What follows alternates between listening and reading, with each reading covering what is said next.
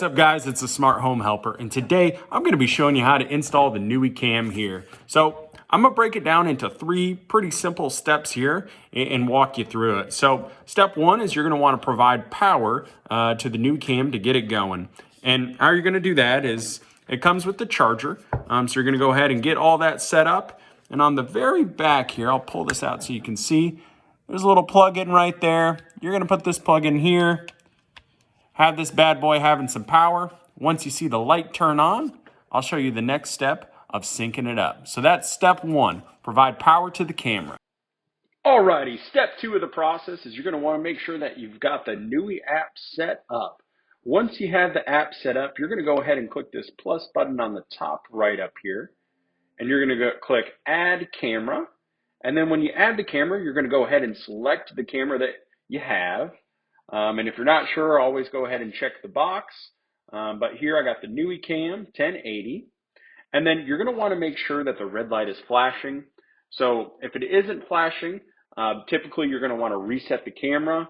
But if the red light is flashing, you're going to go ahead and go to the next step. And typically once the power's on, you're going to be good from there. So I'll go ahead and click red lights on.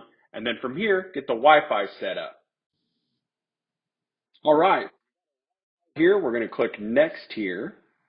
And then now we're going to have the camera actually scan this. So you're going to put it typically 8-10 inches in front of the camera. So that's what I'm doing currently. And then once it's able to read it, you go ahead and click next. And then from there, it's a pairing process that here you can see it takes about 180 seconds. I'm not going to make you guys wait through that, so I'll go ahead and just pause it for now and then pick up once it completes. Alrighty, I got it set up as you can see here with the picture. A couple of things to note is when you do get that barcode, sometimes it works better when you enlarge it.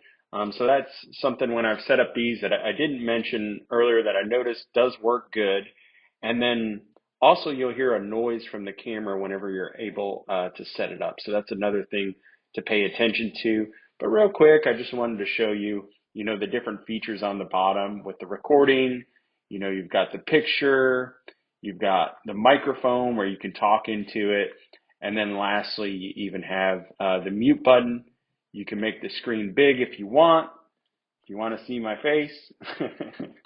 But that is how you set up the camera.